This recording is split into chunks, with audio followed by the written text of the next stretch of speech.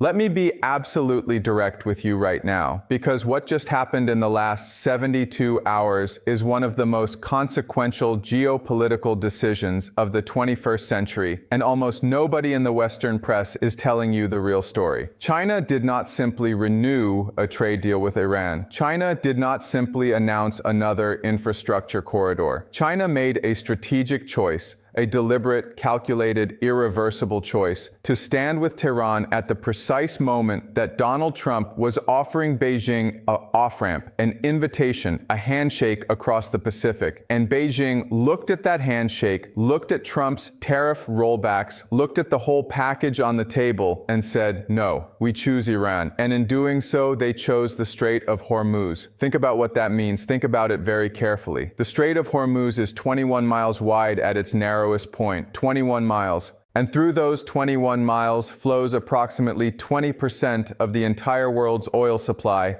every single day. Tankers carrying Saudi crude, Emirati crude, Iraqi crude, Kuwaiti crude, Qatari liquefied natural gas, all of it funneled through a choke point so narrow you can see both coastlines from the deck of a passing vessel. For 70 years, the implicit guarantee of safe passage through that strait has been American naval power. The Fifth Fleet, based in Bahrain, has been the silent enforcer, the invisible hand that kept the global economy breathing.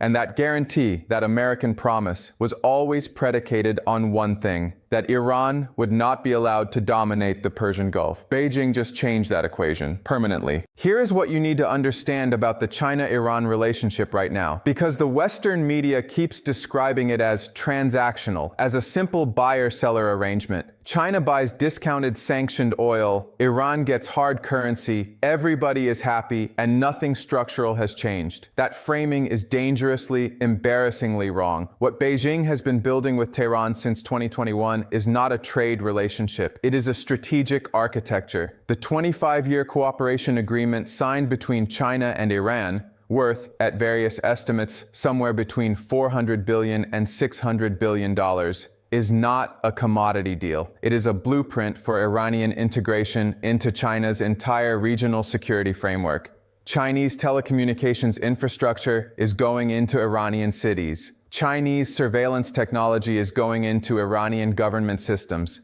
Chinese military advisors, and this is documented, this is not speculation, are present in Iranian defense institutions. And crucially, Chinese naval vessels have been conducting joint exercises with the Iranian Revolutionary Guard Corps in the Persian Gulf and the Gulf of Oman. Let that sit with you for a moment. The Chinese Navy in joint exercises with the IRGC in the waters adjacent to the Strait of Hormuz. Now you tell me, who controls that strait? Trump made his play. He made it loudly, publicly, with the characteristic bluster that is simultaneously his greatest negotiating weapon and his most exploitable weakness. He offered Beijing relief on semiconductor export controls. He dangled the possibility of a framework agreement that would have given Chinese technology companies broader access to American markets. His team signaled through back channels and through public statements that a genuine strategic realignment was available if Beijing was willing to distance itself from Tehran, from Moscow, from the broader anti-dollar coalition that has been quietly assembling itself over the last 4 years.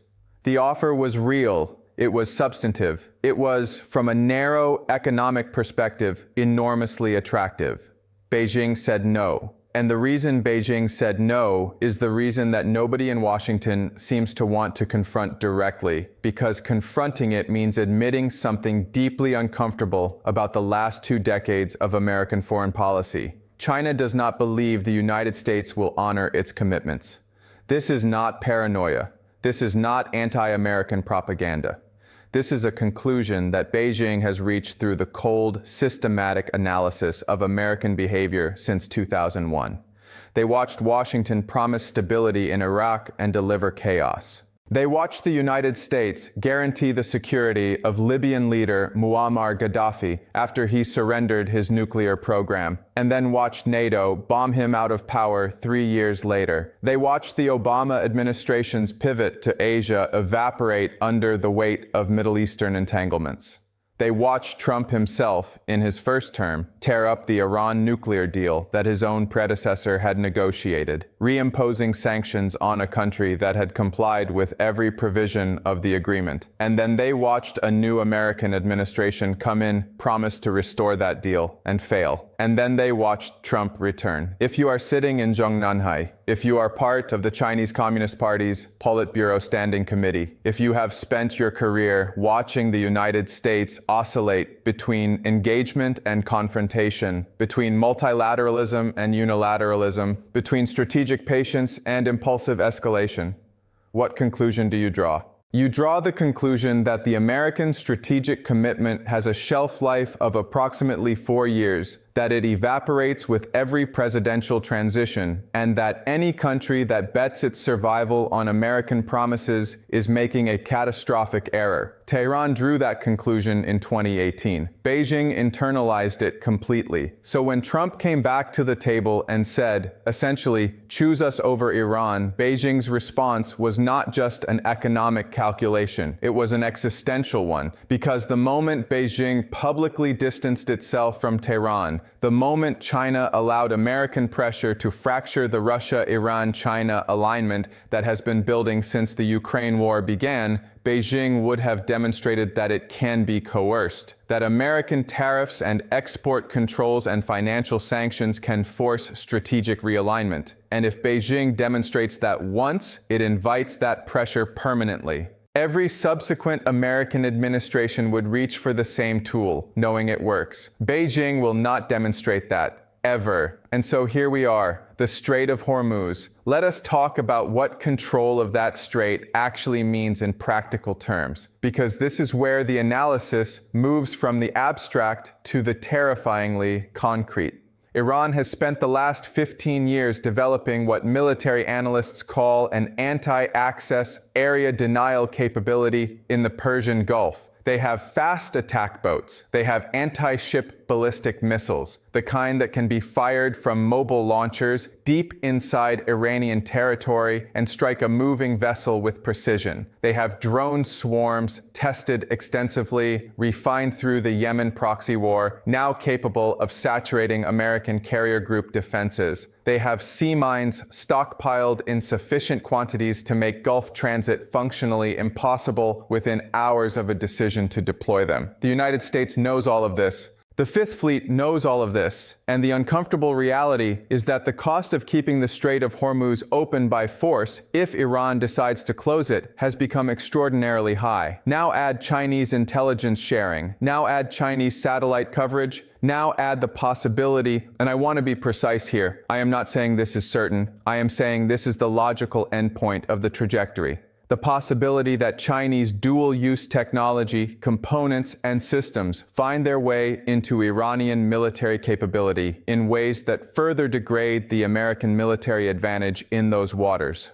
The Strait of Hormuz becomes contested in a way it has never been contested before. Japan imports 87% of its oil through the Strait of Hormuz. South Korea imports approximately the same percentage. India's energy security runs directly through those waters. Europe, despite its pivot toward alternative supplies, remains exposed to Gulf disruption through global price mechanisms. Every country on Earth that runs on petroleum, which is to say every country on Earth, is now dependent on a waterway whose security architecture has been fundamentally altered by a decision made in Beijing. And what is the American response? Sanctions. More sanctions. Sanctions on Iranian oil purchasers, which means, theoretically, sanctions on Chinese companies buying Iranian crude, which China will ignore, as it has ignored every prior round of sanctions, because China has spent the last decade building a parallel financial infrastructure, a parallel shipping insurance system, a parallel payment mechanism, specifically to be sanction-proof. The whole point of the yuan-denominated oil trade, of the CIPS system, of the Chinese-controlled shipping companies that operate under flags of convenience, all of it was constructed as a hedge against exactly this moment. Washington is holding a weapon that Beijing deliberately spent a decade rendering harmless. There is a deeper strategic logic here that Americans are going to struggle to accept. China is not trying to defeat the United States militarily. China does not need to. What China is doing, patiently, systematically, with the kind of long-horizon strategic vision that a one-party state with an uninterrupted institutional memory can sustain, is repositioning itself as the indispensable power in every region that the United States has treated as peripheral. The Persian Gulf was treated as peripheral. That is not a characterization I am inventing. The last 3 American administrations have explicitly, publicly stated that America's strategic focus is shifting away from the Middle East toward the Indo-Pacific. The pivot to Asia, the offshore balancing doctrine, the endless declarations that the United States is done fighting other people's wars in the desert. Beijing heard those declarations, Tehran heard them, and they acted accordingly. The Strait of Hormuz is not theirs because they seized it. They did not need to seize it. They simply had to wait for the United States to announce, repeatedly and credibly, that it was leaving. And then they moved into the space that announcement created. This is what strategic patience looks like.